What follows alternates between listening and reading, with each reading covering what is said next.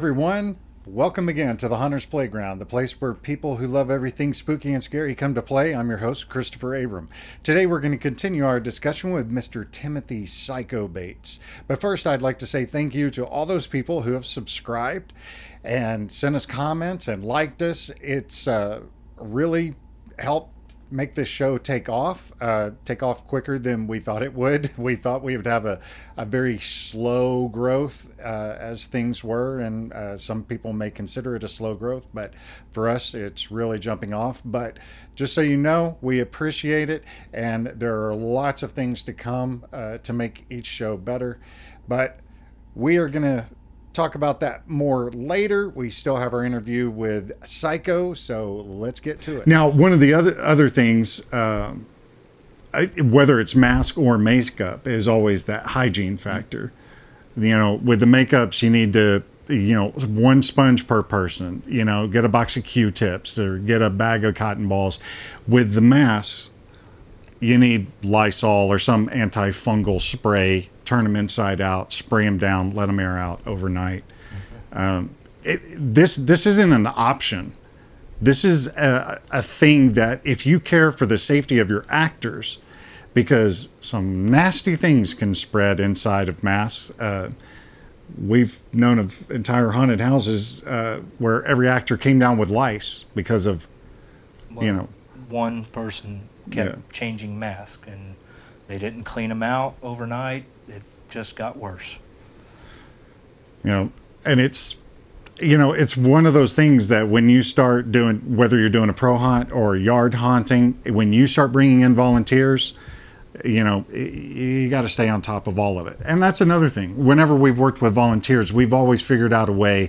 We've worked with companies of getting free food or free tickets to movies, or we even got Six Flags tickets for our volunteers. They had to work up a certain amount of hours to earn, the bigger stuff. But, hey, if they showed up, we would give them a coupon for a free taco and drink at Taco Bell, which, a lot of times we were hoping they wouldn't show up because we would be hungry. We didn't make a lot of money. No, I think that's one of those jobs that we worked, 80 to 100 hours a week and got a minimum wage 40-hour-a-week paycheck. Yeah. But, we did it for the love of the haunt. So, getting into the season now, I know where we would be if we were building one of our haunted houses.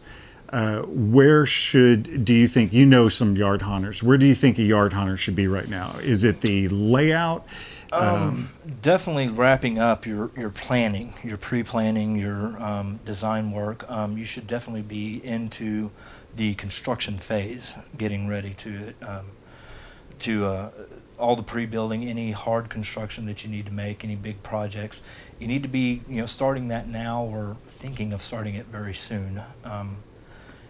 It comes pretty quick. October, hits really fast. So you want to be able to have all these big projects already done and finished with as early as possible.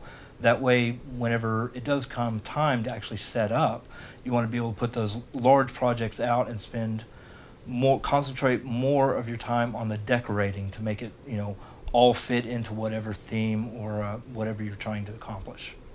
When we did pro haunts, a lot of times, and this is, let's see, I think 2000 was the last time I was involved in all the theming, construction, and everything. So we're talking 12 years. Just in the last 12 years. There are a lot of haunted houses that they changed the theme every year.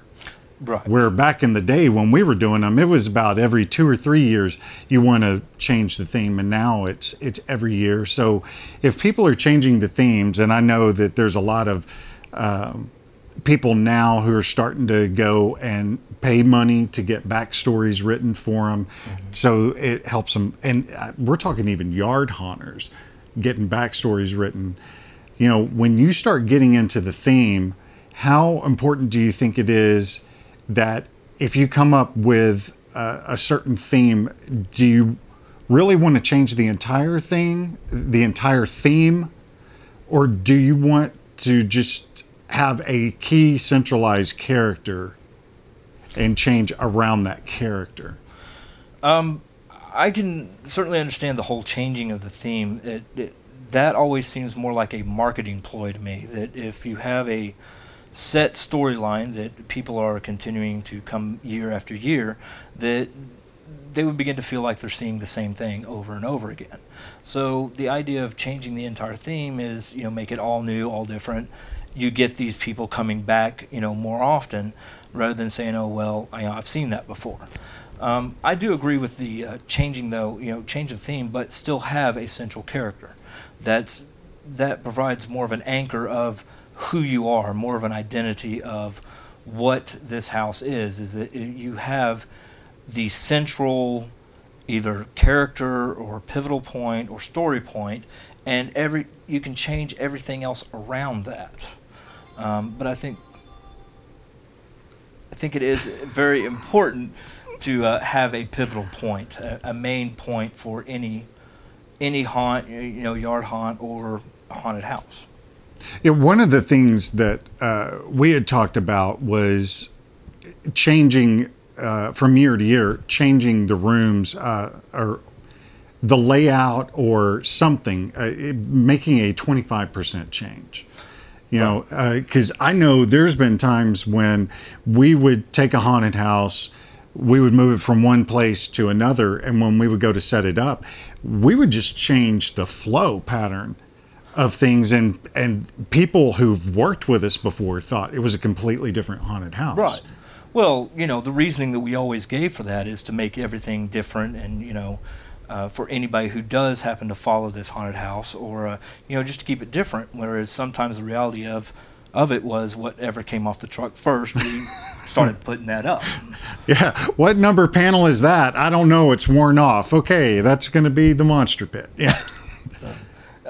But that's we really try to change things up and make things different. Yeah, and one of the things that we also did, and I know that it's going to be especially hard for yard haunters because they really want to change everything up, and they have more freedom to do that with yard haunts, garage haunts. But pro haunters, a lot of times they'll change things up because they will find that no matter how good an actor they put in a scare spot, it doesn't work. That's one of the issues I have with movies. When I'm writing a scene, it's like, oh, the scene's going to be so good. And I go to shoot it, and it seems that everything's working great. And then after it's edited, it's like, it just doesn't work. And then there's those rooms that it's like, this is more of a cool down spot that actors have just lit up, like we had in Florida with the guy who wore the camo in the Arboretum or whatever it was, where, he just... It was magical how he could turn a boring room into one of the best scares we had. As a matter of fact, it was so good that we ended up putting a night vision camera in there and displaying it outside on a 50 by 50 foot screen for people who were waiting in line. They were watching it, and you would hear people go, well, now I know I'm not going to get scared in there. And they'd still, they always did. And so that's where some of that changing from year to year helps too. You get rid of the scares that just don't work, and you experiment, and then it gives. I know a lot of times it gave our actors something new. Yeah. So when it comes to the operations of the haunted house, where do you start? At a certain point, say you've got 2 weeks before you open, you should have everything built by then. Oh, definitely. And you should be going through all your permit, all your inspections and up to code. Oh, yes. And the code. We both had to learn OSHA, BOCA, and as a matter of fact, we were part of writing the code for Irving. Yes. That Fire Marshal Bill was very clear about how we were instrumental in writing that code. So I'm sorry for anyone who builds a haunted house in Irving now. Yeah. So once you're up to code, you're legally going to be open and able to operate for the month of October. Correct.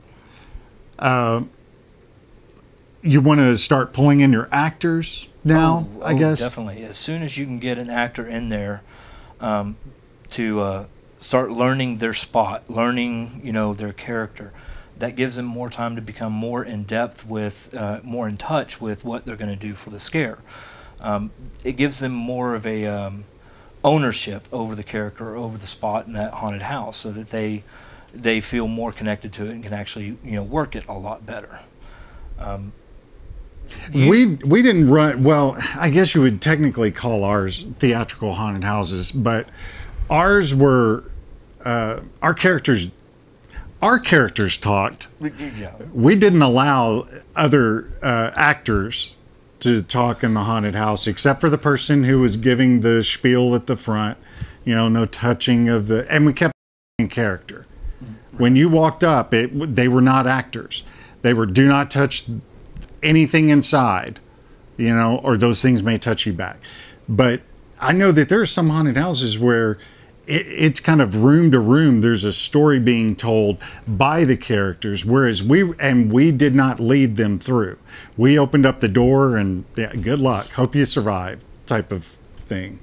So have you worked with both? Yes, I've worked with both, where they have actual guided tours, basically, and they put on a little performance at each little stop. Each room puts on a little performance, so it is very theatrical.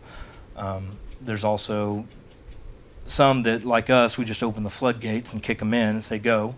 That even then, there's still a lot of scenes or actors that actually have lines that they try to deliver while they're chasing somebody with a knife. That sometimes it can add to the scare or add to the creepiness, whatever, but it also can take away from that, because if you have a really good setup and then someone's delivering a very lame, wimpy delivery of "I'm going to cut your spleen out," it takes away from the whole thing. You need to be able to trust your actors, that any actors that's going to speak needs to be able to relay that character through that, the enthusiasm, you really need actors. Yes. Not haunted house fanatics.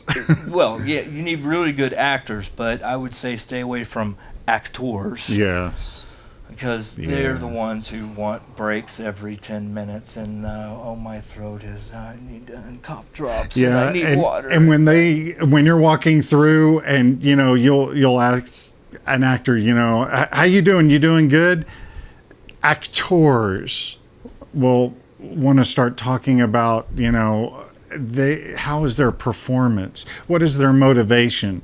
The motivation is, I'm going to go put a real chain on the chainsaw and come back after you if you don't get these people through faster. And that's why when we were working together, we never did those kind of theatrical haunted houses, because we had major throughput. We were putting, between 1,200 and 1,500 people an hour through our haunted houses.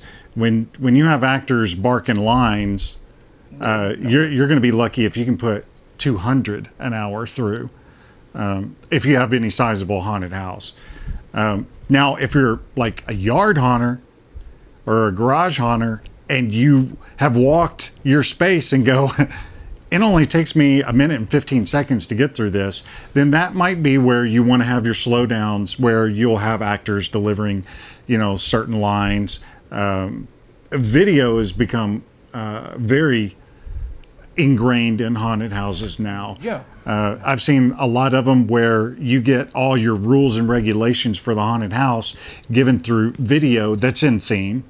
It's almost like people saw Disney and Universal Studios and said, hey, this stuff's, achievable for me now. Well, unfortunately, we have to break in again, but next week should conclude our interview with Psycho, and then I will post the entire interview in one huge, massive chunk up on YouTube in the weeks to come. But I'd like to say thank you to all those people who have watched, who have subscribed, and for those who have been wondering, yes, Josh will return.